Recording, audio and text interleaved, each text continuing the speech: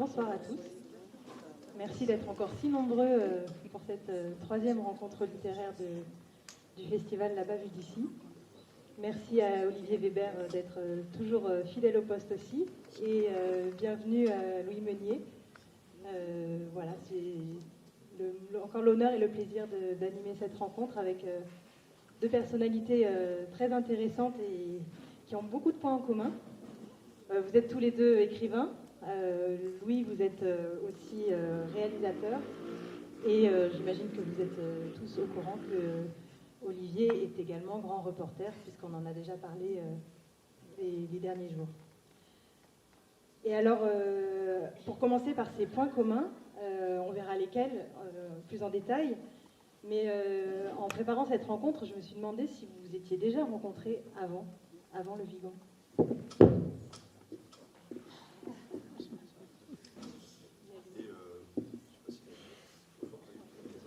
Oui, enfin, je connaissais Louis de nom et surtout par ses films et ses livres, y compris sur La Trace des Cavaliers de Kessel, et pour son beau film Cab Hollywood, qui va nous résumer, je pense, tout à l'heure.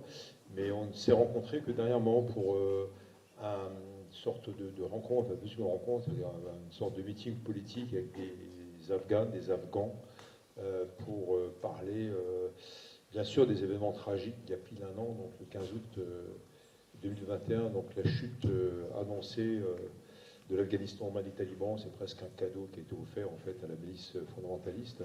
Là, j'étais encore en lien avec les hommes du commandant Massoud, enfin le fils de Massoud, Ahmad Massoud, il y a quelques heures. Et puis voilà, pour parler aussi de l'arrivée en France de femmes afghanes, d'Afghans, d'opposants, de poètes, d'écrivains. Bon, c'est vrai qu'on a plutôt le tropisme pour ces vocations-là, parce que ce sont nos métiers, mais on a essayé aussi de faire sortir d'autres personnes. Je peux vous dire qu'aujourd'hui, c'est très très dur. Donc ça, c'était en février, si j'ai bonne mémoire. Donc le Vigan, c'est pas la première. Zut, je pensais avoir une exclusivité, mais non. Presque. Presque. En tête à tête, en interview, enfin en débat, oui. Et alors, vous avez chacun au moins un film qui se double d'un livre.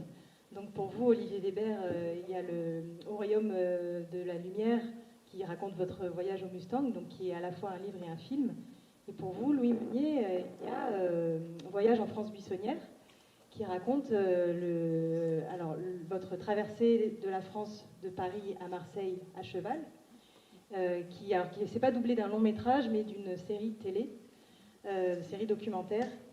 Et j'aimerais vous interroger l'un et l'autre sur la temporalité que vous avez quand vous êtes à la fois dans l'écriture scripturale et l'écriture visuelle. Quel va-et-vient il y a entre l'écrit et l'image? Est-ce que c'est simultané? Est-ce qu'il y en a un qui prime sur l'autre? Comment vous travaillez comme ça? J'ai un autre livre qui a donné lieu à un film, ça s'appelle Les Cavaliers Afghans. C'est un livre qui est malheureusement plus disponible en librairie. Pour rester sur l'Afghanistan, effectivement. Donc j'ai passé une dizaine d'années en Afghanistan et j'ai eu la chance de jouer au Bouskashi, le sport national, pendant une dizaine d'années. J'étais dans l'équipe nationale aussi pendant quelques années. Donc j'en ai fait un Vous livre. pourriez juste nous rappeler ce que c'est ce le Bouskashi, alors, la parenthèse risque de s'étendre, mais Bouskashi, littéralement, ça veut dire attrape-chèvre. Et c'est un sport dont l'origine s'est perdue dans le temps. On estime qu'elle remonte à Gengis Khan et à ces hordes de 1000 cavaliers qui dévalaient les villages au galop en arrachant les femmes et le bétail à la volée. Et tout ça perdure dans la culture des peuples d'Asie centrale, notamment en Afghanistan, à travers ce jeu qu'on appelle Bouskashi, et qui est plus une démonstration de pouvoir aujourd'hui. Et donc, voilà, les chevaux sont dressés pour cabrer, ruer, mordre, et la seule règle, c'est qu'il n'y en a pas. Il faut s'emparer de cette carcasse et la déposer dans un cercle sur le sol. Et en débarquant à Kaboul au début de l'année 2002, avec un visa de 6 mois, un ami m'a passé ce livre de Kessel. J'avais lu tout Kessel, sauf celui-là. Les Cavaliers. Et le livre se passait dans la petite ville de Maïmena, dans laquelle je partais le lendemain. Donc j'ai lu le livre dans la nuit et j'ai vu un signe du destin. Je me suis dit que c'est ça que je voulais faire en Afghanistan. Donc vous posiez la question de quel est le rapport à l'écriture. Avant même ça, je dirais, il y a l'imaginaire, parfois il y a la lecture. Et donc, voilà, au lieu de rester 6 mois, je suis resté 10 ans en Afghanistan, porté par les pages de Kessel, en me disant que je voulais vivre ce que Kessel avait raconté dans son livre. Et donc j'en ai fait un livre moi-même au bout d'une dizaine d'années en Afghanistan, et ensuite j'en ai fait un film. Et je trouve que les deux se complètent. Parfois, on ne raconte pas vraiment la même chose dans l'un et dans l'autre, mais au départ, il y a une expérience commune et un désir de témoigner. Et pour vous, Olivier? J'ai commencé à écrire des livres bien avant de faire des documentaires. J'ai dû réaliser à peu près une vingtaine de documentaires. Bon, au départ, en co-réalisation avec d'autres réalisateurs, parce que je n'y connaissais rien. Puis j'ai appris à une syntaxe, une écriture qui est extraordinaire, qu'on appelle le montage, et qui est au retour quand vous avez donc des rushs, en fait, soit les cassettes, soit maintenant des gigaoctets, comme on dit en petite disquette. Et bien, donc, on ne peut pas retourner sur le terrain, c'est-à-dire qu'on monte avec ce qu'on a, que ce soit 10 heures, 20 heures. Il m'est arrivé d'avoir 127 heures de rush pour un documentaire qu'on avait sorti avec mon équipe au cinéma, mais on ne peut plus revenir en arrière. Et je trouve ça fabuleux, parce qu'en plus, le commentaire d'un documentaire, quand il y en a, il n'y en a pas toujours, beaucoup plus dur quand il n'y en a pas d'ailleurs, il ne calque pas l'image. Donc c'est vrai que c'est une sorte de, pas de schizophrénie, mais de dichotomie entre la narration de l'image, ou par l'image, et puis deuxièmement la narration du texte. Et voilà, et c'est vrai que le point commun peut-être entre les deux, c'est de s'enfermer, c'est-à-dire qu'on va recueillir soit l'image, soit, comment dirais-je, le fil conducteur de son roman ou de son essai ailleurs, quelquefois pas très très loin de chez nous. Encore une fois, pour moi, il y a une osmose ou une frontière assez ténue entre la littérature de fiction et la littérature de documents, ou d'essais ou de reportages. Mais donc c'est pas la peine d'aller très loin, mais en tout cas après on s'enferme, donc soit on monte un film, soit on écrit. Et ça, c'est pas que c'est pas évident, mais il faut le faire, quoi. Ça fait partie de la recomposition du réel. Alors bon, pour le documentaire, quelquefois c'est moins amusant parce que on a cavalé pendant un mois ou plus dans une région donnée, ou sur les mers ou ailleurs, et puis d'un coup on s'enferme dans une salle de montage qui peut faire quelquefois 2 mètres carrés à deux, il fait très chaud. Et on a envie de repartir. Mais enfin, en tout cas, on recompose encore une fois là, tout ce qu'on a pu voir, tout ce qu'on a pu filmer sur le terrain. Donc c'est une expérience très intéressante. Bon, c'est vrai que moi, mon vrai intérêt, c'est l'écriture. Donc voilà, je ne me prétends pas réalisateur, je suis écrivain et qui fait de temps en temps des documentaires avec de très bonnes équipes et surtout celles ou celui, enfin plutôt celles, sont des femmes plutôt, qui sauvent le film, c'est la monteuse. Parce qu'évidemment, on fait beaucoup d'erreurs. Alors, on en parlait tout à l'heure avec quelqu'un du festival. J'ai appris ça aussi, c'est ça peut paraître paradoxal, mais on peut revenir d'un tournage avec une mauvaise image floue, par exemple. On arrive toujours à se débrouiller au montage. Par contre, jamais un mauvais son. Moi, il m'est arrivé même de faire des tournages assez longs en Amazonie sur plusieurs mois, et il y a un tournage de 15 jours qu'on a pris avec la monteuse et le producteur et qu'on a mis à la poubelle parce que le son n'était pas bon. Donc voilà, on pleure. De toute façon, on pleure même au montage, je pense que Louis est d'accord, parce qu'on a ce qu'on appelle des séquences, et une séquence c'est une narration. On ne peut pas tout raconter dans un film. Admettons que ce soit un documentaire de télévision, bon, c'est en principe du 52 minutes. Là, c'est la Rolls, quelquefois c'est 90. Bon, quand c'est un 26, c'est moins intéressant, mais ça existe aussi. Ça permet de financer des voyages. Arte fait beaucoup de 26, bon, France 5 aussi. Quand on a 52, on fait rentrer X séquences, 6, 7, 8, mais pas plus. Et une séquence ne peut pas faire 1 minute 30, c'est plutôt du 6, 7, 8 minutes, bien qu'il n'y ait pas de règle. Je donne ça comme exemple, mais il faut suivre un personnage, que ce soit un cavalier afghan, que ce soit un Khmer au fin fond de Cambodge, que ce soit un paysan africain, et il faut rentrer dans son histoire, il faut l'accompagner, puis il y a aussi l'image qui a sa propre narration.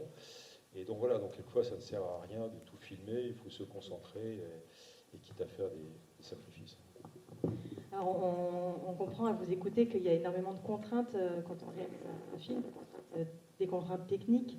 Est-ce qu'il y a une part de frustration quand on réalise un film? Et est-ce que l'écriture permet une plus grande liberté et du coup il y aurait une complémentarité comme ça qui se jouerait dans la liberté de l'écriture plus que dans celle de la réalisation?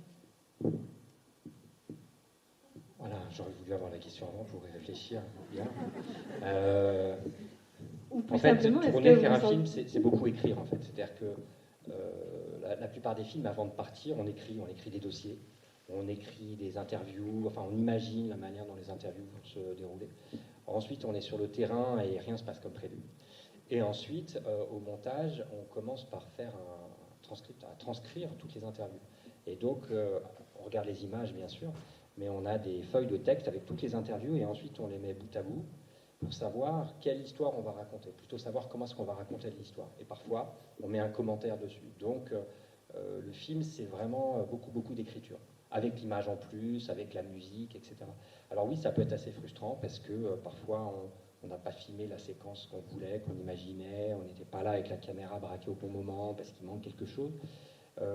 Mais finalement, je ne dirais pas qu'on est frustré, je crois qu'on arrive toujours à raconter ce qui s'est passé d'une manière ou d'une autre. Parfois, ne pas montrer quelque chose, ça lui donne beaucoup de force. Je pense à un film que j'ai tourné sur les pentes du Noshak en Afghanistan. J'organisais la première ascension du plus haut sommet d'Afghanistan. Et 7500 mètres, donc voilà, c'était un peu risqué, puis il s'est passé plein de choses. Et à un moment, il y a eu un départ d'avalanche, et on a failli tous mourir dans l'avalanche. Et on n'avait pas la caméra allumée à ce moment-là. Et on a choisi de ne pas le montrer dans le film, mais par contre de montrer les réactions du guide a posteriori. Et donc, en tant que spectateur, en tant que monteur au début, en tant que réalisateur, c'est très frustrant parce qu'on n'a pas la séquence. Mais finalement, le spectateur a tous les éléments parce qu'il sait ce qui s'est passé. Et puis, voilà, c'est une manière d'introduire un peu de délicatesse où on peut jouer avec la musique, avec le ton, etc., étirer le temps. Donc, je ne dirais pas que c'est frustrant. Je dirais que c'est frustrant de revoir un film a posteriori. Là, j'ai vu un film que j'avais tourné il y a 10 ans. Et voilà, aujourd'hui, je ne le montrais pas du tout pareil. Et c'est vrai, pour rebondir, pour terminer, en rebondissant sur ce que disait Olivier, le monteur ou la monteuse a vraiment une part très importante dans un film. C'est-à-dire qu'en tant que réalisateur, on imagine un film, et puis en fait, le monteur, je dirais, donne la tête au bébé, accouche du film, et voilà, parfois ça peut prendre, apporte sa sensibilité et permet de révéler des choses que nous, en tant que réalisateurs, on n'avait pas forcément vues. Et ce sont des gens qui ne sont pas toujours reconnus à leur juste valeur, mais qui ont un apport très important dans la fabrication d'un film. Je n'ai pas vraiment répondu à la question, mais... Si. Et je pense par exemple au film d'Olivier Weber qui se passe au Mustang. On vous voit quasiment constamment avec votre carnet de notes à la main. On a l'impression que même votre carnet est un prolongement de votre main. Est-ce que vous voyagez comme ça pour rien perdre, pas perdre une miette de ce que vous entendez, de ce que vous pensez et après, qu'est-ce que vous en faites et vous, Louis, est-ce que vous procédez de la même manière quand vous avez un projet d'écriture ou de film? Est-ce que vous avez également un carnet de notes comme ça? C'est une question très terre-à-terre, très concrète, mais elle m'intrigue. Oui, ben là, c'était un peu par envie, parce que quand on est au fin fond du Mustang, l'Himalaya, qu'on marche pendant un mois, les nuits sont longues, et les haltes sont longues également, donc je prends beaucoup de notes. Et là, je rebondis aussi sur la question précédente, c'est que je ne voulais pas faire de livre au départ de cette expédition. C'était un film, on avait déjà fait une expédition ensemble avec l'aventurier aveugle, hein, c'est son surnom, la Société des explorateurs, Gérard Muller. Et là, on est partis que tous les deux, bon, plus Pierrot, qui est un alpiniste qui a filmé l'expédition, mais ce n'était qu'un film. Et alors là, c'était peut-être pas forcément une frustration, parce que je pense que le film a son propre discours, encore une fois, il y a une propre narration. L'image montre ce qu'elle peut, les silences, les non-dits, les non-images aussi peuvent aussi contribuer à améliorer le descriptif, au l'entendement qu'on en a. Et d'ailleurs, il y a eu une chose très belle pour un autre tournage qui était en Sibérie en hivernal avec le fils de Gérard, donc le fils de l'aventurier aveugle qui a 45 ans à peu près, Pierre Muller, qui est à la fois médecin urgentiste et surtout en montagne à Salanches, en Haute-Savoie, et puis guide de montagne, ce qui est assez rare. Parce qu'il a dit à son père, je vais faire guide. Et son père a dit, pas du tout, tu fais un boulot correct. Quoi? Qu'est-ce que je fasse? Pharmacien comme toi, je fais médecine. Ah oui, médecine, c'est pas vrai. Il a fait médecine 7 ans à Strasbourg, puis après il a fait guide à 28 ans. Et bref, dans le film qu'on a fait en Sibérie, en pleine montagne, après le lac Baïkal en hivernal, donc avec 70 cm de glace, il y a eu d'un coup une part d'improvisation. Et le film s'est fait sans commentaire à cause de ça, parce que le père et le fils se sont mis à se parler, tout d'un coup, là, au soleil couchant sur une falaise. Là, on avait, avec la caméra, peut-être 15 minutes encore de fenêtre pour pouvoir enregistrer ça. C'était spontané, en live, comme on dit. Et le père et le fils comment dirais-je, déballent en fait leur conflit. Oui, alors papa, tu m'avais pas dit que tu allais devenir aveugle, pourquoi, etc. Et le père se met à pleurer, il dit oui, je suis désolé, j'ai peut-être été un mauvais père. Et puis, mais non, pas du tout, c'est pas ce que je voulais dire. Et on comprend dans le film, parce que ça s'est fait sans montage, que le père, donc Gérard Muller est le père de Pierre, et que voilà, donc et tout le film se construit comme cela, sans commentaire. C'était pas évident, mais c'est peut-être quelque chose, un procédé auquel on parviendrait différemment avec le livre. Et pour l'Himalaya, au retour, et c'est même peut-être à la fin l'expédition, encore une fois, ces notes étaient simplement comme cela pour accompagner nos soirées longues et nos discussions, et puis beaucoup d'humour, qui émanait de Gérard, et puis de Pierre, et puis de Sewang, notre guide, l'un de nos guides. Et puis j'ai décidé d'en faire un film parce que oui, c'était peut-être la frustration effectivement de savoir qu'on ne pourrait pas tout montrer dans un film de 52 minutes, puis sur notre version pour France 5. Et donc voilà, mais je crois que c'est indépendant et j'ai eu la double expérience de faire d'abord un livre et qui s'est été adapté ensuite pour la télévision ou au cinéma, ou l'inverse, et c'est pas pareil. Alors quand c'était pas par moi, ça allait, mais c'est vrai que par exemple il y a eu j'ai fait 2 documentaires sur le Cambodge et à la recherche des anciens Khmers rouges qui sont dans la montagne en toute impunité, qui ont livré leur chef afin de faire une simulacre de procès qui n'est pas Nuremberg. Et ça manque beaucoup au psychisme collectif, donc des Khmers, des Cambodgiens, même les plus jeunes, qui n'ont pas connu le génocide des Khmers rouges, parce qu'il n'y a pas eu, comment dirais-je, de catharsis collective. Donc il y a encore beaucoup de violence, de la violence conjugale, etc. Ça existe, la violence inconsciente et consciente au Cambodge, et c'est très intéressant. Et le livre, je ne voulais pas le faire, j'ai dit à mon fixeur, mon traducteur, qui a subi à l'âge de 8 ans, de 8 à 12 ans, l'affaire des Khmers rouges, parce qu'il est dans un camp de la mort, il y a 13 membres de sa famille qui ont été tués par les Khmers rouges. Il s'appelle Malay, il est réfugié en France, et je lui dis, c'est à toi de faire le livre. Il a fait un livre, et moi j'ai attendu 10 ans pour le faire, ça s'appelle Les Impunis, et ça s'appelle Un voyage dans la banalité du mal, qui rappelle un peu le titre du livre d'Anna Arendt sur la banalité du mal. Mais voilà, et Malay, mon ami, c'était une manière aussi de parler de son aventure différemment dans le livre. Donc c'était encore une autre expérience sur l'impunité justement de certains bourreaux qu'on fréquente de par le monde. Et donc Louis, pour écrire, est-ce que c'est au quotidien, avec le carnet toujours prêt à dégainer? Est-ce que c'est plutôt le soir, de manière très concrète? Oui, alors j'ai toujours un carnet sur moi, je dis ça, mais je ne l'ai pas dans la poche, il est resté dans ma voiture. Mais oui, effectivement, et surtout quand on marche, la marche amène la méditation. Et en tournage, j'ai toujours mon carnet, je prends des notes, je me dis tiens, il faudrait que je dise ça, il faudrait que je note ça, ça. Oui, tout à fait. Et puis après, pour reboucler sur votre question précédente, on ne touche pas le même public, souvent avec un livre et un film. Il y a des gens qui n'ont pas la télévision, qui lisent beaucoup, c'est peut-être le cas de certains d'entre vous. Et puis vice-versa, il y a des gens qui ouvrent très rarement un livre, mais qui sont toujours devant leur télévision. Donc c'est aussi une manière de partager plus largement. Alors dans votre livre Voyage en France buissonnière, donc vous partez avec une compagne cavalière aussi, dans l'idée de faire un documentaire sur les nouvelles initiatives alternatives en France. Je vous laisserai peut-être en parler mieux que moi. Et ce qui est intéressant, c'est que vous êtes sans cesse à la recherche d'un personnage. Alors il faut absolument trouver des personnages. Comment on trouve un personnage pour un film et comment ils se dessinent ces personnages? Oui, alors en fait, on a été de Paris à Marseille à cheval. Moi, j'ai habité longtemps à l'étranger, j'ai habité 12 ans en Afghanistan, 5 ans au Moyen-Orient et puis un peu ailleurs. Et on voulait montrer, enfin je voulais moi me montrer à moi-même d'abord que l'aventure était possible en France, que c'était pas pas forcément partir à l'autre bout du monde, et que l'aventure c'était un état d'esprit. Et donc voilà, je voulais vivre l'aventure chez moi à cheval. J'aime beaucoup le cheval, j'aime beaucoup la montagne et beaucoup le cheval. C'est deux manières très fortes de se sentir vivant et puis de rencontrer du monde.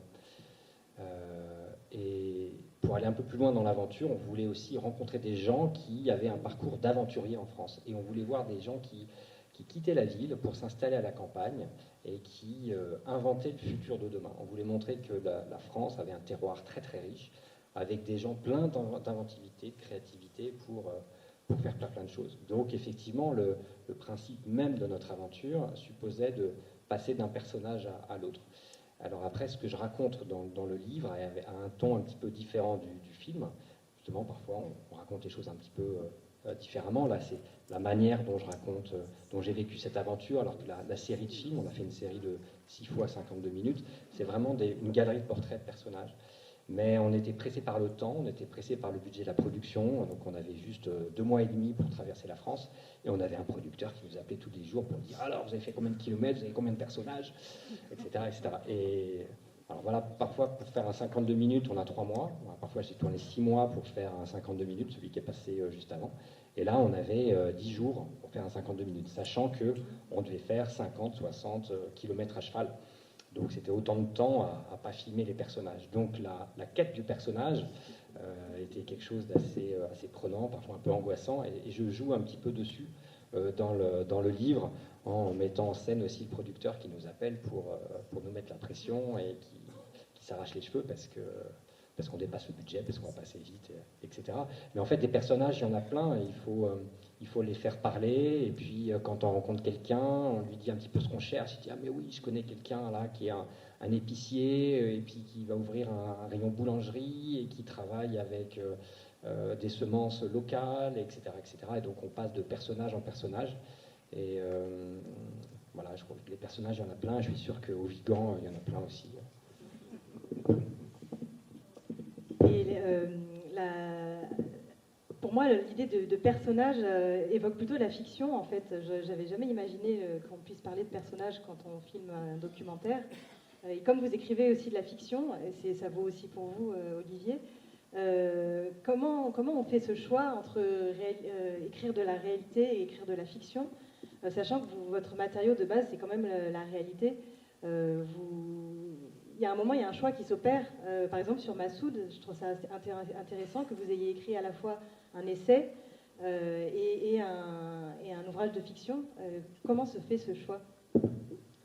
Oui, Massoud, bon, je l'ai connu à plusieurs reprises. J'ai voyagé pendant beaucoup de temps avec lui et ses hommes en Afghanistan, bon, clandestinement le plus souvent possible. Donc, le commandant Massoud qui a été assassiné le dimanche 9 septembre 2001 avec une probabilité statistique d'une malchance sur 1 million parce qu'il ne devait pas être là ce jour-là, les tueurs non plus. Il y a eu des failles dans le système de sécurité. Moi, j'arrivais par Moscou, Tachkent, Samarkand en bus, même en vélo pour franchir la frontière entre le Tadjikistan et l'Ouzbékistan. Après, il faut se débrouiller pour aller jusque dans le Panjshir et les tueurs sont arrivés par Kaboul qui à l'époque était occupé par les talibans. Il y avait 2 lignes de front, enfin 2 lignes offensives-défensives côté taliban, no man's land miné. Et pareil, du côté de Massoud, ils sont passés par un petit chemin qui est un chemin diminué pour la Croix-Rouge, drapeau blanc des talibans, ils n'ont pas été fouillés, etc. Et cette histoire m'a toujours marqué parce que Massoud changeait de lit donc 5 fois par semaine. J'ai calculé, on était au moins à la 42e tentative d'assassinat contre lui. Et j'avais assisté à l'une d'entre elles, c'est que c'était une Jeep Pajero à 2 portes japonaise, avec 2 islamistes algériens qui étaient à bord. Et alors, c'était pas évident à l'époque, hein, donc c'est vers 96, il y avait des portières bourrées d'explosifs. Mais c'était pas évident de télécommander à l'époque par distance. Maintenant, c'est plus facile.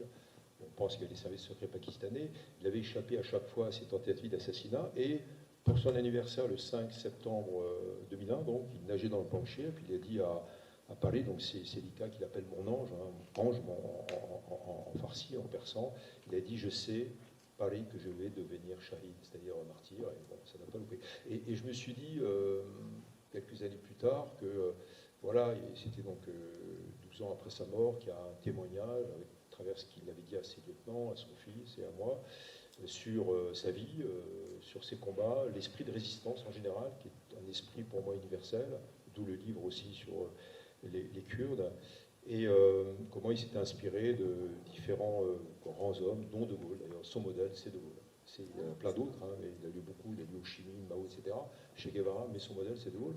Et voilà, je me suis dit qu'il fallait aussi, comment dirais-je, perpétuer cet esprit de tolérance qu'on appelle l'islam, que j'appelle l'islam des Lumières, que son fils appelle l'islam rationnel, du mouvement hanafite, donc, et voilà, donc c'est aussi un roman aussi sur sa vie personnelle, sur les enjeux du monde, etc. Donc je ne voulais pas faire une biographie, il y en a une très très bonne de Christophe de Ponfilly sur Massoud. Et voilà, donc c'était une manière aussi de porter son témoignage. Et je crois que la fiction nous permet aussi d'éclairer le monde. Alors après, c'est intéressant parce que quelle est la part de l'invention dans un roman quand on s'inspire de réel ou quand c'est un roman historique. Et de la même manière qu'un biographe, il y a un très bon biographe qui s'appelle Pierre Assouline et qui arrête de faire des biographies parce que c'est trop prenant. Il dit que finalement, on s'identifie tellement à son personnage qu'on finit par manger comme lui, par penser comme lui, par dormir comme lui, etc. D'avoir des maîtresses éventuellement, comme Simenon. Enfin, je n'ai pas demandé à Pierre, mais il était le biographe de Simenon. Et il dit, Pierre Assouline dit un truc très intéressant, il dit pour être biographe, il faut être à la fois bien sûr chercheur, enquêteur, officier de police, historien, sociologue, et quand il y a des trous dans la biographie d'un personnage, que même le biographe ignore, parce qu'on est presque dans la psychanalyse, il faut être romancier. Et voilà, donc alors quand on est dans le roman, on est dans le roman historique ou le roman sur un personnage, on n'est pas dans le roman pur, mais il y a une sorte de réinvention, d'interprétation de réel. Donc voilà, puis après, moi j'ai fait aussi un roman historique sur le jeune Cervantes qui a été fait prisonnier à 27 ans par les barbaresques d'Alger, et qui, à mon avis, invente dans une prison dorée à Alger, qui était une ville-État, 100 000 habitants, dont 25 000 captifs chrétiens, il invente le roman moderne et le Quirote, et donc le Don Quichotte, pour se sortir de cette prison dorée, encore une fois, mais ça s'est bien passé, il y avait beaucoup de femmes autour de lui. Et puis il y a un roman sur le peintre Bellini, donc, qui va peindre en 1476 donc, le grand sultan ottoman à son image, ce qui était totalement interdit. Donc voilà, c'est la fiction qui s'inspire de réel, mais c'est vrai qu'il faut lire beaucoup de livres, quelquefois des thèses, jusqu'à 60 ouvrages pour un livre, pour mieux s'imprégner du réel et ne pas faire d'erreurs historiques, pour connaître tout du ticket de métro à Alger en 1575, pardon, la miche de pain, ou du prix du rachat du captif de rançon, puisque Cervantes était un hidalgo, un captif de rançon, et qu'il a été échangé contre 500 écus d'or.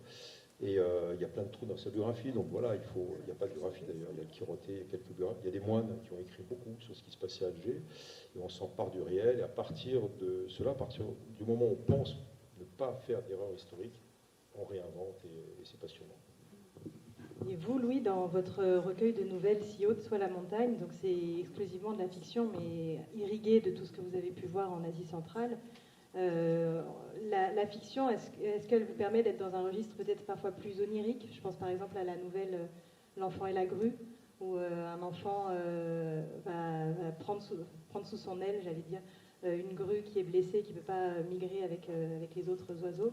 Est-ce que ça, c'est une histoire voilà, que vous auriez de toute façon pas pu voir, ou au contraire, est-ce que vous l'avez vue? Enfin, la question se pose, et que du coup, la fiction vous permet de la raconter parce qu'on fait ce qu'on veut en fait en littérature. Exactement, on fait ce qu'on veut en littérature. Je crois qu'un romancier s'inspire toujours de la réalité. Et la réalité est toujours plus forte que la fiction. La réalité est beaucoup plus folle, beaucoup plus violente, beaucoup plus exagérée que la fiction. Il y a des choses vraies qu'on ne pourrait pas mettre dans un roman parce que ça paraît très saugrenu. Moi, je ne suis pas journaliste, mais j'ai une approche documentariste. Je fais des films, j'ai passé pas mal de temps dans ces montagnes. J'ai passé du temps en Afghanistan, j'ai passé du temps en Inde aussi. J'ai ma famille qui est installée en Inde depuis longtemps. Donc je suis très attiré, j'aime beaucoup ces montagnes, l'Himalaya, l'Hindu Kush, le Pamir, le Karakoram. Et dans ce recueil de nouvelles, je voulais passer à autre chose. Je voulais effectivement avoir une approche plus poétique, et pas forcément témoigner de la réalité de manière aussi concise. Je voulais me permettre des échappées, effectivement. Donc dans cette nouvelle, en l'occurrence, je m'inspire de personnages que j'ai rencontrés, de scènes que j'ai vues, de scènes que j'ai entendues, puis après c'est l'imagination qui travaille derrière et qui permet de mettre tout ça ensemble. Et puis aussi, en tant que romancier, on peut choisir son ton, on peut choisir quel personnage s'exprime. Alors parfois c'est un animal, là en l'occurrence c'est un jeune enfant. Effectivement, je trouve que le roman permet de passer d'un regard à l'autre, d'un esprit à l'autre. Et voilà, c'est une liberté que j'aime beaucoup. Après, tout ce que je raconte dans ce livre est inspiré de la réalité. Juste avant, on montrait un film sur les Kirghizes du Pamir afghan, et je racontais à quel point leur vie était difficile, et sans faire de spoiler, sans divulgacher quoi que ce soit. Effectivement, dans le livre, j'ai une nouvelle qui s'appelle La piqûre du bonheur, et qui est inspirée d'une histoire vraie, d'une rencontre avec un médecin qui décide de sauver cette communauté kirghize qui vit à 4300 mètres d'altitude. C'est la communauté la communauté d'altitude la plus isolée de la planète. L'espérance de vie des femmes, c'est 32 ans. Il y a un enfant sur deux qui meurt avant l'âge de 5 ans. Et ce médecin décide de les sauver en leur apportant des vaccins. Et bon, je ne vous raconterai pas la fin, mais voilà, donc tout ça c'est quelque chose de vécu, et après je raconte les choses à travers les yeux, le regard du médecin, de ses compagnons de route, etc. Et effectivement à ce niveau-là, la fiction permet de prendre du recul, de s'élever, etc. Et puis pour moi aussi qui ai passé quelques années dans cette région du monde, c'est une manière de figer des souvenirs avant que le temps ne les efface. C'est une manière de partager plein de petites expériences qui n'apparaissaient pas forcément dans les films ou dans ce que j'ai déjà fait. Alors, je parlais en introduction de vos nombreux points communs et vous l'aurez compris, l'Afghanistan en est un. Comment ça s'est trouvé que l'un et l'autre vous ayez passé autant de temps en Afghanistan? C'est quand même pas commun, c'est pas banal de dire oui, bah, l'Afghanistan, évidemment, je connais comme ma poche. Je commence rapidement et je laisse Olivier s'étendre. Moi, je suis arrivé en Afghanistan par hasard. Au début de l'année 2002, j'ai répondu à une annonce d'ONG qui cherchait de bonne volonté pour développer l'économie du yak au Tadjikistan. J'ai répondu, on m'a reçu, et puis le lendemain, on m'a rappelé pour me dire que j'étais pris, mais qu'on avait besoin de monde en Afghanistan parce que le pays s'ouvrait. Alors moi, ma famille a habité dans cette région, en Iran, en Afghanistan, etc. Donc j'avais une attirance particulière, mais rien ne me prédestinait à partir en Afghanistan. Je suis parti avec un visa de 6 mois et je suis resté plus d'une dizaine d'années. Et c'est un pays qui est fascinant, dans lequel il y a beaucoup de choses à faire. Les paysages sont magnifiques, les gens très attachants, et puis il y a voilà, beaucoup de choses à faire, à découvrir. On dit que c'est un peu le bout du monde. Moi, je crois que c'est surtout le centre du monde. L'Afghanistan était aux confins du monde chinois, du monde indien, du monde grec. Les Afghans sont très proches de nous à beaucoup de niveaux culturels, historiques. Si vous lisez, il y a des auteurs grecs qui parlaient de l'Afghanistan comme de l'Eldorado. Donc voilà, c'est un peu le reflet de notre monde. Et voyager en Afghanistan, c'est un petit peu regarder tout ça en face et voir se condenser l'histoire avec ces strates qui s'empilent. Donc c'est un paradis pour les historiens, pour les archéologues, pour les aventuriers. Et puis c'est un pays qui est très attachant, qu'on a envie d'aider. L'Afghanistan a besoin d'aide, donc il y a beaucoup de choses à faire. Ouais. Moi, j'ai créé une société de production à Kaboul en 2007, puis j'ai fait un projet, puis un autre, et puis finalement ça s'arrête jamais.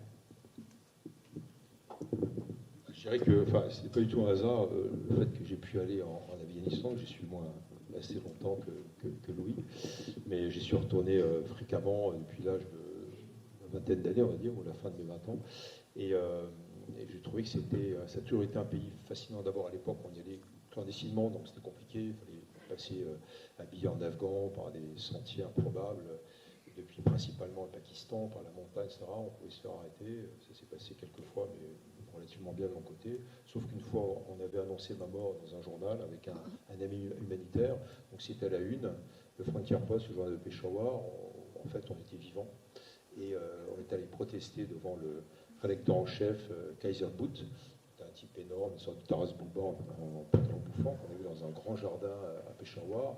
Il dit pas de problème, je rectifie. Puis le lendemain, 2 jours après, il y a eu 2 lignes à la une, à la dernière page du journal. Mais voilà, et c'est un pays attachant. Et j'ai beaucoup travaillé avec les humanitaires, j'ai fait des missions humanitaires là-bas.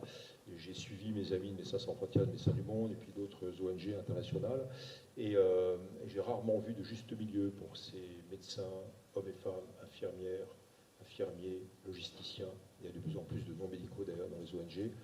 Et j'ai rarement vu d'indifférence. Il n'y a pas eu d'indifférence, il n'y a pas juste milieu. Il y a un amour, une passion annexée pour ce pays, une détestation pour des raisons tout à fait acceptables. Et il y a le sens, ça peut paraître bizarre, mais il y a le sens de l'hospitalité pour ce que sont les vrais Afghans, pas ceux avec un islam importé qui est donc le radicalisme des talibans formés dans des madrasas du Pakistan et même d'Inde, chez les Deobandi. Et puis une sorte de d'honneur, de parole donnée. Donc on est amis à vie, donc il y a un vrai attachement aussi. On est soit ennemis pour des raisons aussi acceptables, soit amis, mais quand on est amis, c'est pour la vie. Donc c'est un pays qui est fascinant. Et je parlais de Massoud tout à l'heure, et alors c'est un personnage qu'on peut critiquer aussi, hein, mais je me rappelle une fois qu'il avait... on avait déjoué une tentative d'attentat contre lui. C'était un homme qui était venu de Kaboul, un Afghan, donc, qui travaillait. Donc en fait, il était obligé, sa famille était tuée, pour les services secrets soviétiques et les services secrets afghans, donc qui s'appelle le RAD, qui est un petit peu la copie du KGB. Et il est arrêté. Il a un pistolet, on lui a donné un pistolet pour qu'il aille tuer Massoud. Il est arrêté par les lieutenants de Massoud et ses gardes de sécurité. Et les lieutenants de Massoud disent on va le tuer. Et Massoud dit non, surtout pas. Ne tuez pas. Et on va le mettre en prison. Non, ne le mettez pas en prison. C'est pas possible. Il voulait vous tuer à Marseille. À Marseille, c'est son surnom. Ça veut dire le chef ou seigneur chef. Hein. Et il a dit non, vous le libérez. Et c'est pas possible. Eh bien, si, ils l'ont libéré. Et puis une fois, c'était une autre tentative d'assassinat, pareil, par un espion, un indicateur un petit peu contre son gré, qui était venu de Kaboul. Et pareil, pour lequel on avait menacé la famille. Et c'est lui qui a dit à Massoud, j'ai un pistolet, je viens pour vous tuer, mais je ne le ferai pas, je vous donne mon arme. Et pareil, Massoud l'a fait libérer. Donc voilà, là aussi, c'est quelque chose qui est assez grandiloquent, et c'est fou d'entendre ça, cette espèce d'honneur et en même temps de sens du pardon. Et j'ai trouvé ça admirable, c'est pour ça que j'ai voulu aussi en parler dans le roman. Mais voilà, bon après, moi j'ai aussi eu des frayeurs, parce que j'ai vécu avec les talibans pour écrire un livre. Alors ça c'était permis, le faucon afghan. Le prétexte était d'aller chercher le faucon en Afghanistan. C'est vendu jusqu'à $5 000 dans les pays du Golfe. Et la vraie raison, c'était la deuxième richesse des talibans, c'est l'héroïne. Le powder, le tarliak, hein, les opiacés. Euphémisme pour ne pas dire héroïne. Et en fait, 92% de l'opium du monde entier vient d'Afghanistan, qui permet de produire donc 90% d'héroïne du monde entier. Et on est dans la plus grande hypocrisie. Et là, je venais en fait chez les talibans pour séjourner avec eux, avec une caméra et un producteur-réalisateur qui était avec moi. Des petites caméras qu'on ne voyait pas trop, se disant un appareil photo, mais même la photo était interdite. Et là c'était compliqué, donc c'est vrai que j'ai eu quelques frayeurs. Mais pour rebondir aussi sur ce que tu disais par rapport à Kessel, pourquoi on est allé en Afghanistan, moi, ce sont deux grands photographes, un couple, Roland et Sabrina Michaud, et puis bien sûr les cavaliers de Kessel. J'avais lu ça enfant, et puis je suis retourné en Afghanistan une fois avec 2 livres dans la poche, dans le sac à dos. C'était Le Roi Lear de Shakespeare, et un autre livre, pareil, couverture blanche de Gallimard, Les cavaliers de Kessel. Et puis j'étais dans une bourgade qui est un peu plus peuplée maintenant, qui est Faizabad, au nord-est de l'Afghanistan. Je me suis retrouvé encerclé par les islamistes des Hezb islamiques, qui est un mouvement fondamentaliste voilà, qui naît à des groupes terroristes aujourd'hui, et je ne peux plus sortir. Ça a duré des semaines. Donc j'ai arrêté de lire Les Cavaliers pour me lancer dans Les Rois Lear à nouveau. Et j'ai lu 10 fois Le Roi Lear parce que Les Cavaliers me déprimaient un peu, sinon je me trouvais encerclé. Et pour finir sur l'anecdote, parce qu'on rebondit aussi sur comment on peut passer du livre ou du roman au film, ou du documentaire à l'inverse au roman. Et bien chez Kessel, quand il écrit Les Cavaliers, il avait un peu marre de couvrir des guerres en tant que reporter. Et en 1956, il arrive en Afghanistan. Il a 58 ans. Il a pris un jeune caméraman des armées de 27 ans, qui était édenté parce qu'il avait perdu ses dents dans les camps de la mort au Vietnam, prisonnier du Viet Minh, survivant des Dien Bien Phu. C'était Pierre Schindorfer, le futur réalisateur. Et Kessel le rencontre à Hong Kong. Il dit, écoutez, voilà, parlons. Puis Schindorfer dit, écoutez, moi j'ai lu L'Armée des Ombres à 14 ans, en 1942, pendant l'occupation à Paris, j'adore, etc., c'est super. Et il se lie d'amitié, et Kessel l'emmène en Afghanistan. Sauf que Kessel n'avait aucun scénario pour faire un documentaire, pas trop d'idées et aucun argent. Et il tombe sur un grand lecteur de Kessel et de Marguerite Duras, qui était le roi d'Afghanistan, Zahir Shah, qui était parfaitement francophone, ancien étudiant d'ailleurs à Montpellier, et ancien lycéen à Janson de Sailly à Paris, qui dit, bon écoutez, monsieur Kessel, j'ai tout lu, etc., qu'est-ce que vous voulez, des chevaux? Combien? Alors Kessel, il dit chaud, 200 chevaux. Vous voulez des chameaux pour votre film? Combien vous voulez? Alors Kessel dit, je ne sais pas, 40, 300 chameaux, etc., etc. Et Kessel arrive à faire son film comme cela, sauf pour un problème, c'était qu'il lui fallait pour son film, donc c'est pas encore Les Cavaliers, hein, ça s'appelle La Passe du Diable, qui est un des premiers docu-fictions de l'histoire, un des premiers grands docu-fictions de l'histoire. Il lui fallait une femme. Et personne ne voulait tourner dans son dans son documentaire, avec Schoendoerfer, qui est sur le Bouskashi, donc, et le roi arrive par Abdulwahid, son gendre, à trouver une femme qui est en prison pour un crime d'honneur. Et il fait dire à la femme, par l'envoyé, on vous fait sortir de prison, parce que vous êtes pour quelques années, pour avoir assassiné votre mari, on vous fait sortir de prison si vous jouez dans le film. Ben, devinez ce qui s'est passé. Elle a refusé. Voilà. Et bon, c'est ça aussi l'Afghanistan, c'est ça aussi Kessel, et voilà, c'est la beauté aussi du roman. Mais là, c'est véridique, par contre. Alors, un autre lieu qui est commun à tous les deux, outre l'Afghanistan, je dirais que c'est la montagne. Je crois que vous êtes des montagnards tous les deux. Louis, vous écrivez même la montagne paraît stérile, mais elle est vivante et elle parle. Qu'est-ce qu'elle vous dit, la montagne? Qu'est-ce que vous en dites en tant qu'écrivain, en tant que réalisateur? Est-ce que c'est un espace particulier de création pour vous? Il faut lire le livre. Ok. Oui, mais encore. Ouais, j'ai du mal à l'expliquer. C'est pour ça que j'ai fait ce livre, d'ailleurs, pour essayer de cerner tout ça. La montagne m'a toujours beaucoup apporté. La montagne et le cheval, alternativement. Voilà, je trouve que la montagne est un espace de liberté incroyable. On en parle souvent comme une barrière. Pour moi, c'est plutôt un trait d'union entre les hommes. Je trouve qu'il y a quelque chose de commun à tous les montagnards du monde entier. C'est quelque chose que j'ai vu en Iran, en Afghanistan, en Inde, au Pakistan, ailleurs, puis dans les Alpes ici. Je trouve que les habitants des montagnes ont une certaine humilité face au cycle des saisons. Ils ont conscience de leur petitesse par rapport au ciel. Ils ont l'esprit qui s'élève vers le ciel. C'est la seule direction quand on habite dans une vallée encaissée. Voilà, bon, quand je pars en montagne, c'est pour être tout seul, parce que c'est un espace de liberté dans lequel il n'y a pas le goudron, les ondes, la société de consommation. Et puis c'est aussi un espace dans lequel les rencontres sont très très fortes, parce qu'il y a tous ces gens qui apprécient beaucoup les rencontres humaines. Je crois que Fernand Braudel le disait aussi quand il distinguait la France des villages, la France des bocages. Il y a aussi la France des montagnes.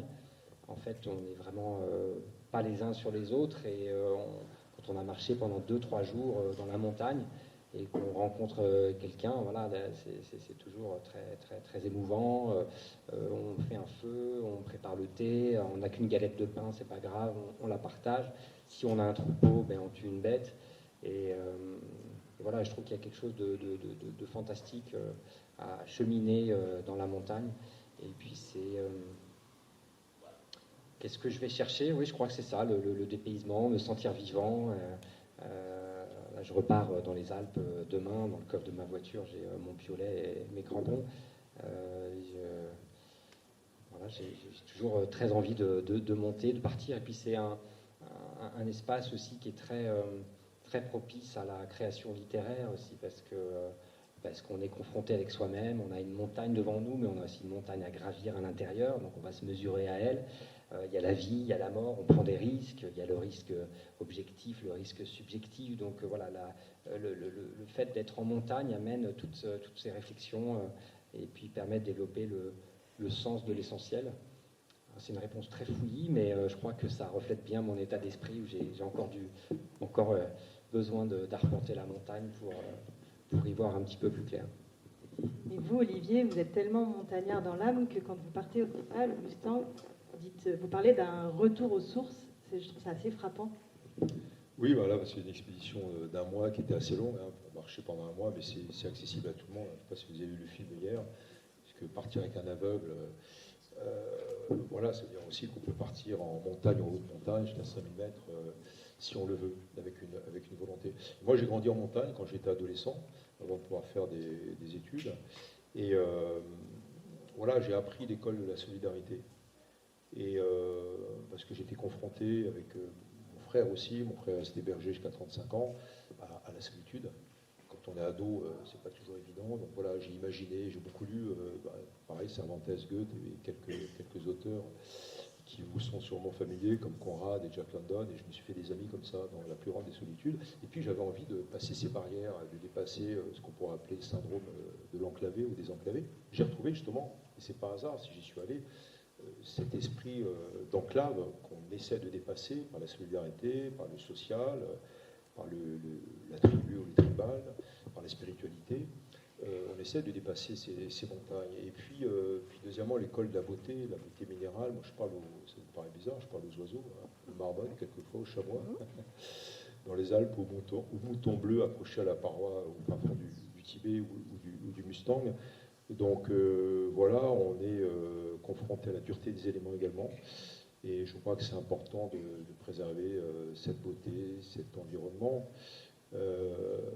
C'est Jack London qui disait que l'homme est la seule espèce animale qui tue sa femelle. Et l'ethnologue Françoise Héritier, qui était une de mes profs à l'école des études, avait repris ce mot. Et on peut rajouter, c'est aussi la seule espèce animale qui détruit son nid, son environnement. Donc c'est vrai qu'on n'a pas cette conscience à long terme, une conscience qui est relativement rationnelle, qui peut être aussi émotionnelle. Et pour moi, le rationnel et l'émotionnel se combinent. Et voilà, il faut préserver ce nid, il faut préserver ces parois minérales, il faut préserver les fleuves. Et j'ai été frappé en Amazonie, mais aussi dans d'autres régions du monde, de parler à des autochtones qui vous disent « mais moi je suis un être humain, mais je suis aussi le gazon qui est là, je suis la pierre qui est à côté, je suis le fleuve qui coule, je suis l'arbre qui est l'arbre de mes ancêtres ». Donc c'est pas forcément de la réincarnation, c'est une sorte voilà, de philosophie, de spiritualité, de cette empathie pour le minéral, le végétal, l'animal, et je trouve ça formidable. Et pour finir sur l'ethnologie, il y a ce grand maître en ethnologie qui est Philippe Descola, qui est un peu le fils spirituel de Lévi-Strauss, qui dit voilà, pour que l'ethnologie soit vraiment émotionnelle, il faut qu'on adopte vraiment les rites et les croyances de la tribu ou du cercle dans lequel on va pénétrer. Qu'on soit au fin fond de l'Amazonie, au fin fond de la Mongolie, au fin fond de la Russie des Évèdes, au fin fond du Caucase, et je trouve ça superbe. Donc voilà, pour revenir à la montagne, pour moi c'est une source d'inspiration, c'est une source aussi, comment dirais-je, modestie, d'humilité face aux éléments, face à l'éternité, dont on fait que passer dans la vie 80 ans, 100 ans. Et voilà, comme disait le philosophe Heine, soïste, elles sont là, moi je resterai là quelques années, et les montagnes seront là encore quelques millénaires, donc il faut apprendre cette modération qu'il faut consommer pourtant avec beaucoup d'appétit. Et vous avez évoqué un autre thème qui vous est commun à tous les deux, un thème qui vous est cher, c'est l'écologie. Enfin, je parle de thème, mais c'est plus une préoccupation. Dans une de vos nouvelles, Louis et Olivier, je vous remercie pour la transition amenée sur un plateau d'argent. Dans une de vos nouvelles, vous évoquez un éleveur de yaks qui voit son troupeau décimé par des loups et qui se fait malmener par les gardes, c'est pas des gardes forestiers, mais en tout cas comment vous dites ? Les gardes du parc, voilà. Parce que les loups sont protégés. Est-ce que vous vouliez aborder cette problématique compliquée de l'écologie dans un univers comme ça très rude avec cette nouvelle ? Oui, alors j'apporte aucune réponse à ces questions qui sont très complexes, mais effectivement, quand on est en montagne, les questions environnementales sont immédiates, sont là devant nos yeux, c'est une évidence en fait. Hein. Moi j'habite, j'ai grandi dans la montagne, au Bosson, à Chamonix, avant je descendais au glacier, maintenant il faut remonter, quoi. Et ça change très très très vite. Et c'est vrai que dans la montagne, on mesure on parle de changement climatique, c'est vrai que le changement climatique c'est un vrai problème. Il y a autre chose dont on parle beaucoup moins, c'est la prolifération de l'homme, et c'est le fait que la nature a de moins en moins d'espace pour elle, et que l'homme est une espèce invasive, etc. Et moi c'est surtout ça qui me dérange, qui me fait peur, pour moi, pour mes enfants. Et là, en l'occurrence, dans cette nouvelle, elle se passe à Bulungkul, c'est l'endroit le plus froid d'Asie centrale.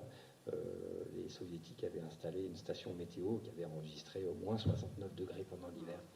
Donc c'est vraiment un endroit qui n'est pas fait pour l'homme, mais qui, par le hasard de la géopolitique du peuplement, a vu des populations s'installer. Et ces gens qui subsistent tant bien que mal, qui sont à l'avant-garde du changement climatique, ils ont un lac qui rétrécit chaque année, donc qui leur donne de moins en moins de poissons, donc ils sont vraiment des victimes. Là-dessus, on vient rajouter des règles qui parfois part d'une très bonne intention. Il faut instaurer des parcs avec des limites pour permettre à la nature de vivre sans la pression humaine, voilà, joue en la défaveur de ces populations.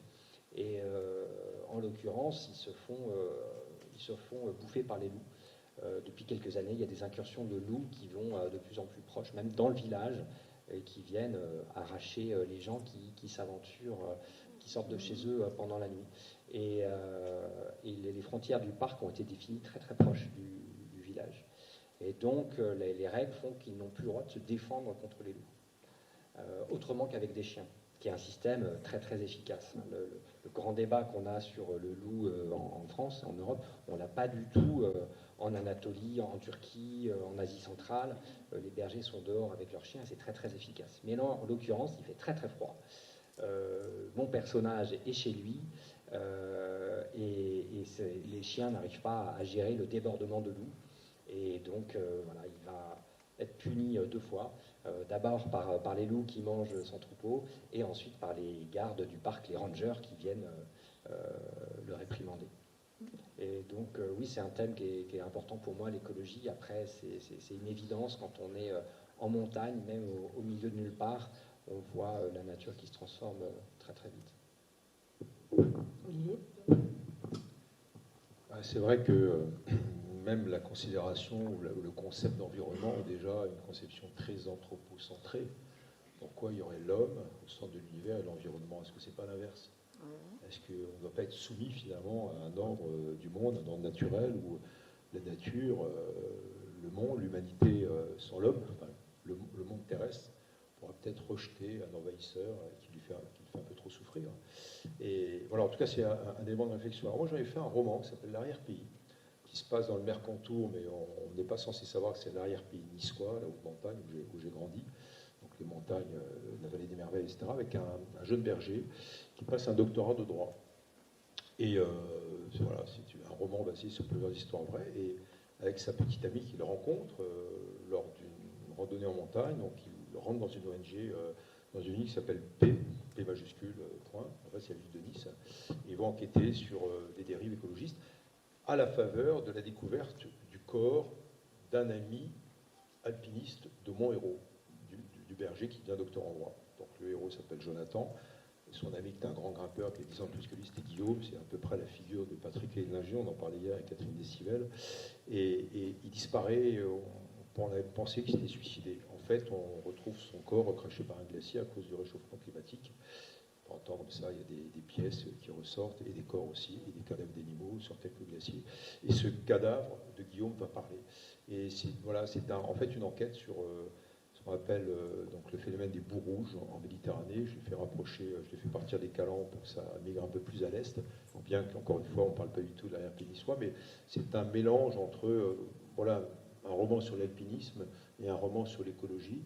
Et la volonté aussi de contrer l'action de certaines multinationales. Alors c'est vraiment d'actualité parce qu'aujourd'hui, même Londres a reconnu que la Manche était totalement polluée par les égouts, dont certains égouts britanniques datent du temps de la reine Victoria, donc 19e. Et là, il y a eu des plaintes des élus français, des plaintes de certains députés européens. Et là, Londres a reconnu que la Manche était polluée gravement par ce rejet des eaux usées. Et voilà, le roman parle de ça aussi, cette déconsidération de la nature, de l'environnement, surtout la Méditerranée.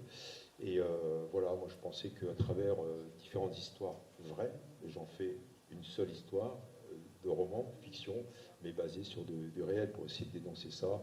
Je ne raconte pas la fin, c'est une histoire d'amour et ça se finit, je ne le dis pas.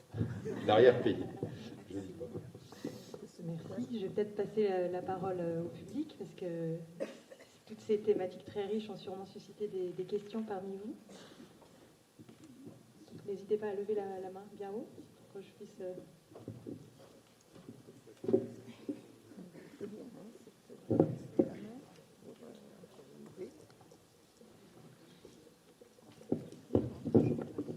Bonsoir.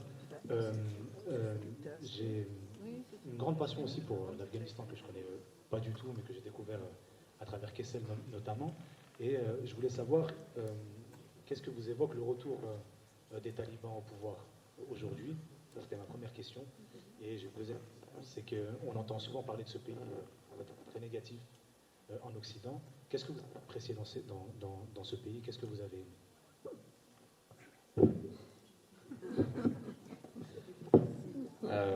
Alors je vais peut-être me répéter parce que tout à l'heure j'ai une question similaire.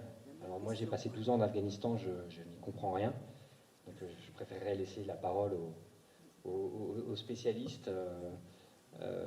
Voilà, il y a des dynamiques très très complexes. Moi je suis juste un petit peu écœuré par le cynisme de l'histoire, les talibans qui ont été sinon créés au moins financés par les Américains, par l'administration américaine jusqu'en septembre 2001. Hein, c'était les Américains qui finançaient toute l'administration. Ensuite, le gouvernement taliban a été renversé en 3 semaines par 140 militaires américains. Et puis finalement, 20 ans après, ils redonnent les clés du pouvoir aux talibans.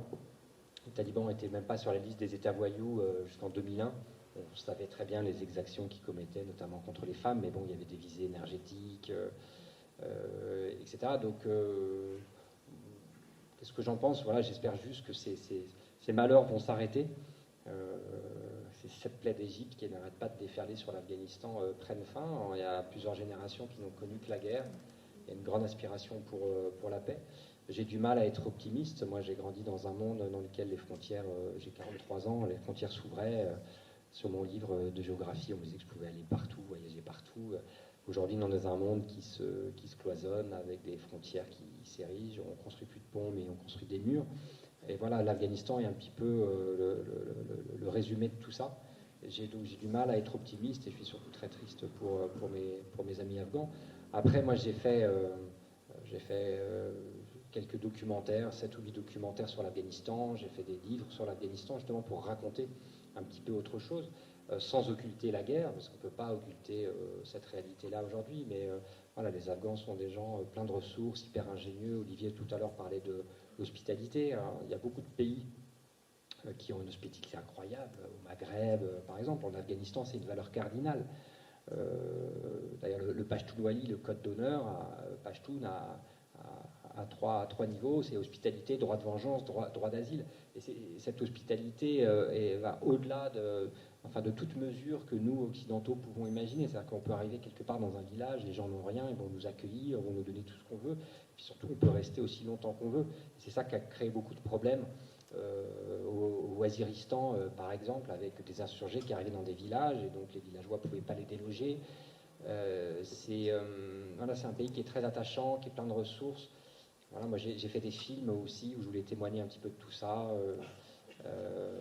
Là, la beauté des gens, la fierté, la simplicité, ils sont durs au mal. Je ne suis pas très objectif, mais c'est à Olivier de parler, je crois. Je ne suis pas du tout spécialiste, je connais moins bien l'Afghanistan que toi, mais c'est un pays que j'aime, qui est un pays passionnant, et en même temps un pays d'hypocrisie. L'histoire des talibans, je trouve que j'ai vécu avec eux, on savait ce qui allait se passer. Et quand j'étais à Kandahar, j'ai connu tous les ministres talibans, donc leur vraie capitale c'était la ville de Kandahar, leur ville sainte, la ville des faiseurs de rois depuis la dynastie des Durrani de 1747. Et j'ai rencontré tout le monde sauf Moulay. Et à un moment, j'étais assez longuement chez Moulay Hassan, qui est numéro 2, qui était le premier ministre, on va dire, du mouvement des talibans. Et on le reconnaissait d'assez loin parce qu'il faisait du bruit, il avait une jambe de bois, il avait sauté sur une mine, donc il avait survécu, mais avec sa prothèse, il faisait beaucoup de bruit, etc. Puis il allait faire la sieste dans le naufrage, dans le salon, là. Et on prenait du thé pendant des heures, on discutait, on disait, mais pourquoi, par exemple, vous n'interdisiez pas la culture du pavot? Pourquoi vous n'interdisiez pas la production de l'héroïne, qui était vendue à peu près à $5 000 le kilo et revendue, alors, le prix du marché au Vigan, je ne sais pas, mais à Berlin, à Paris, $200 000 le kilo. Vous voyez, à peu près, au euro même. Vous voyez la plus-value de faire équation entre le volume et la valeur. Et il me disait, mais c'est pas marqué dans le Coran. Et je lui ai dit, mais l'ecstasy non plus, il a fait sûrement pas comprendre.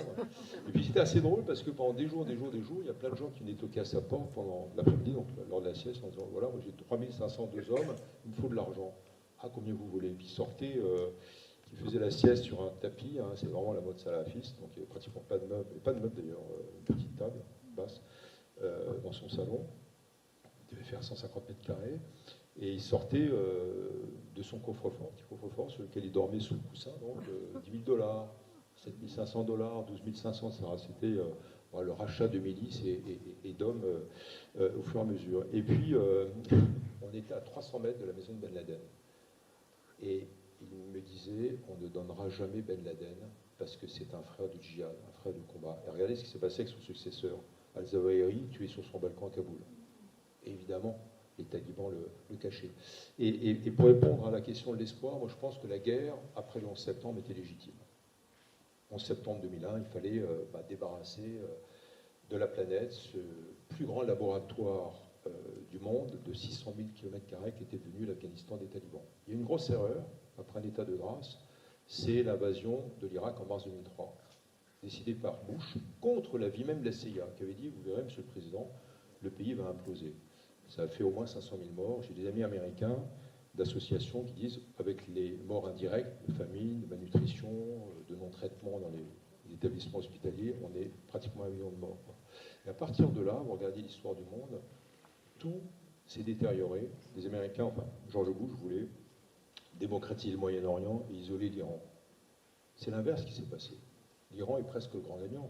L'Iran va pratiquement dispose d'une ère d'influence culturelle, voire politique ou stratégique, de Warran, que connaît bien Louis, donc la frontière, en tout cas est de l'Afghanistan, une partie de l'Afghanistan, on va dire, jusqu'à l'attaquer en Syrie et les rives de la Méditerranée côté syrien. Et démocratiser le Moyen-Orient, vous êtes d'accord, c'est un peu raté quand même. Et à partir de là, on a tout déstabilisé, et voilà, pour moi, c'est un gâchis. Les Américains sont partis, donc ils avaient 2500 hommes, jusque dans les derniers mois, avant le 15 août 2021. Et ce n'est pas du tout un accord de retrait qui a été négocié, d'ailleurs sans le gouvernement afghan, mais avec les talibans à Doha au Qatar. C'est pas un accord de paix, pardon, c'est un accord de retrait.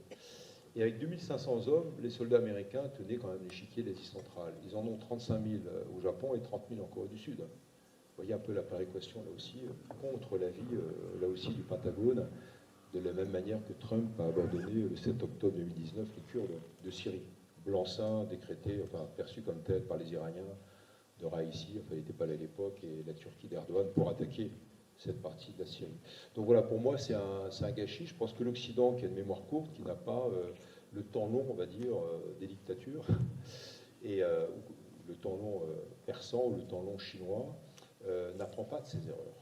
Et là, il lui fallu apprendre des erreurs de 2003 pour pouvoir essayer de trouver une sortie à moyen terme ou long terme du bourbier afghan. Et effectivement, les Afghans, les Afghanes sont pour le moins désespérés. Cela dit, on dit que les talibans ont changé. Pour faire court, les talibans n'ont pas changé. Il y a une génération 2.0, mais elle est aux ordres d'une faction radicale qui est tout pouvoir, avec une sorte de, comment dirais-je, de mouvement inflationniste entre les factions qui fait que ça se nivelle par le bas, par le fondamentalisme le plus absolu.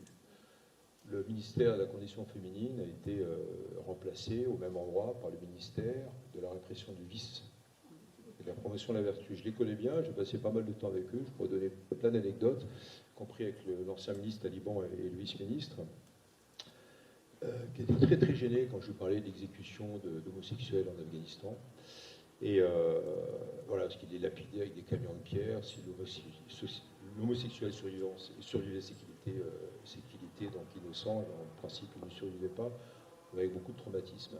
Et donc voilà, pour moi, c'est quelque part le règne de l'hypocrisie, avec un islam radical qui était importé de l'étranger. Mais je garde espoir, parce que les Afghans et les Afghanes, les jeunes Afghans sont beaucoup plus éduqués qu'auparavant. Je pense qu'il y a une résistance civile, éducative, de type société civile qui se met en place à Kaboul ou ailleurs, pas forcément militaire, mais au moins civile et par la résistance, par l'éducation. Donc je pense que, j'espère qu'il y aura un élément d'espérance de ce côté-là.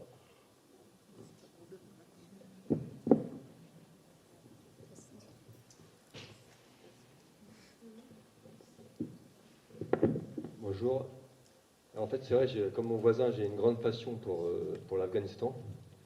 En 98, j'étais à Peshawar et j'ai pas osé y aller. J'étais avec une amie française. Finalement, on a pris le train jusqu'à Quetta et on est passé en Iran. Donc c'est un peu un regret, mais bon, c'est comme ça. Et je voulais savoir, vous disiez dans les valeurs des talibans, des talibans, des Pashtuns, c'est hospitalité, droit de vengeance. Et le troisième, c'est quoi? Droit d'asile, d'accord. Ouais, il y avait un de vous deux tout à l'heure qui parlait du pardon. Enfin, en fait, c'est un peu paradoxal avec le droit de vengeance. Même si j'ai un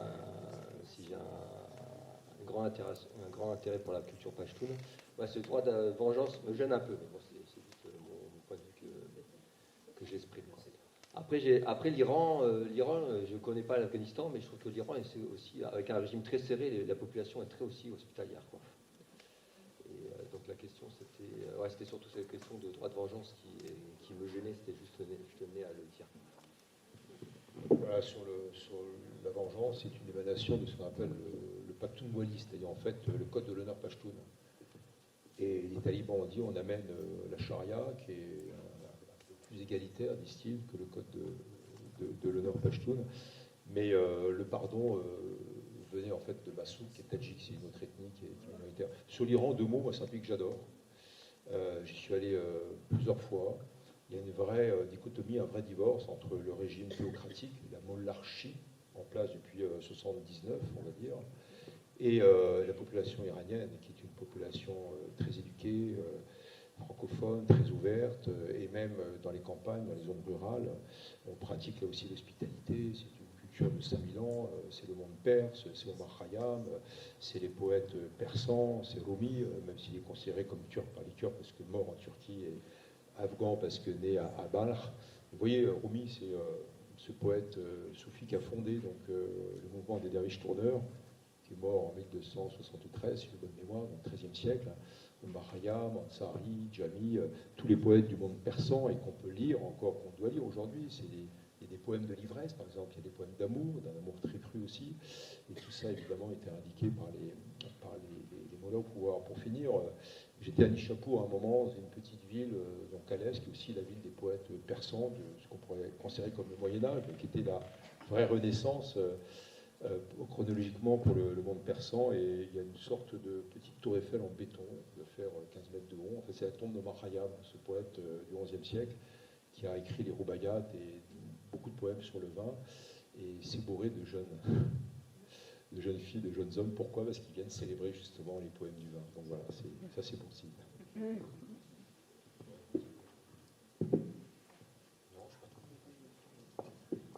Une dernière question peut-être? Oui. Oui. Ah, pardon.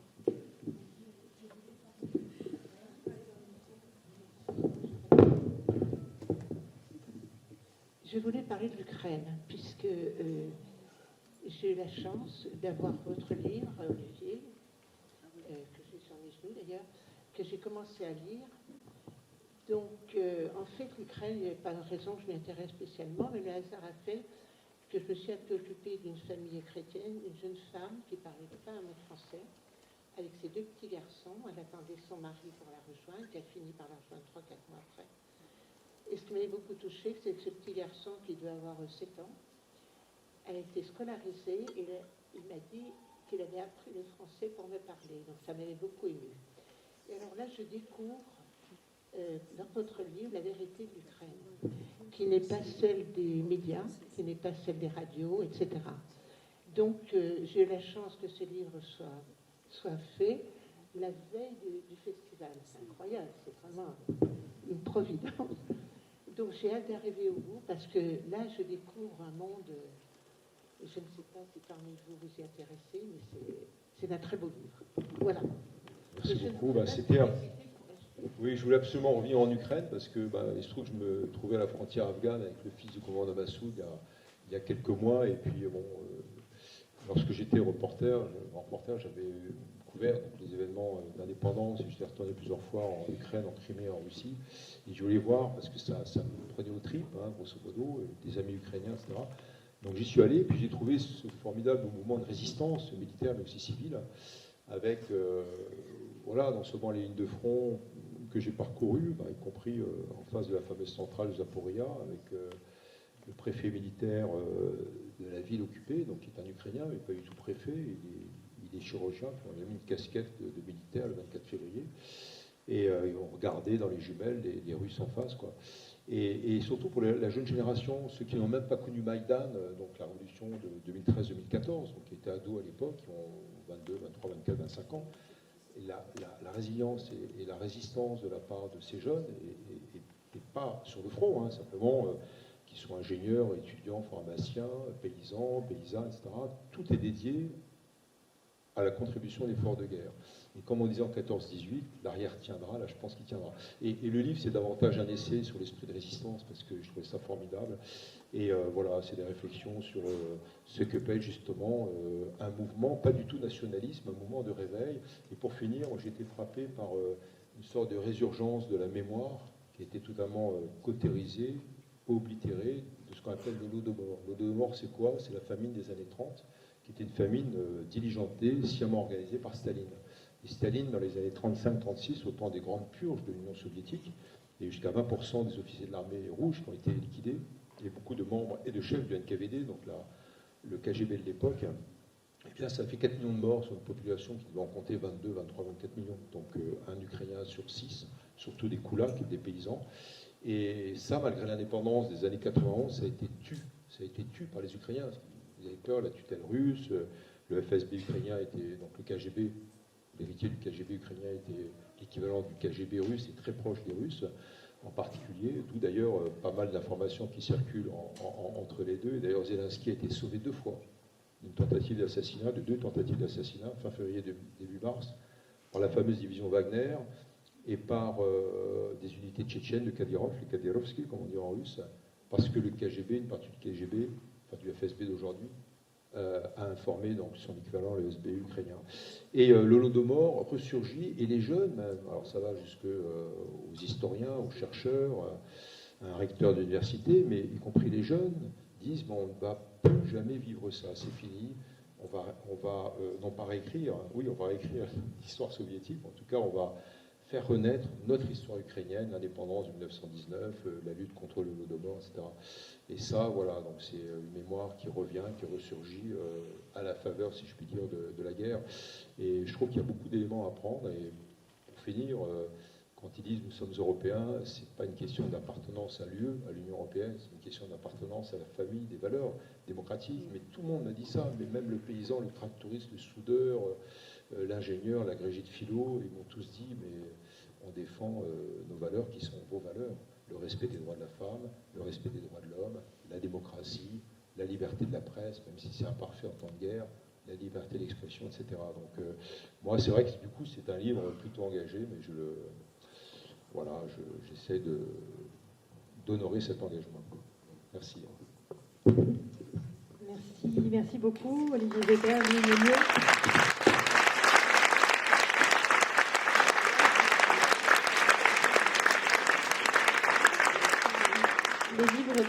Les livres dont on a parlé sont évidemment à disposition à la sortie. J'espère que vous serez d'accord de rester les dédicacer. Et je vous donne rendez-vous demain matin à 11h ici même pour la dernière rencontre littéraire de ce festival La Vue d'ici, qui cette fois nous emmènera en Afrique avec Eugène Nebaudet autour de la vaste question, qu'est-ce que l'Afrique? Merci beaucoup.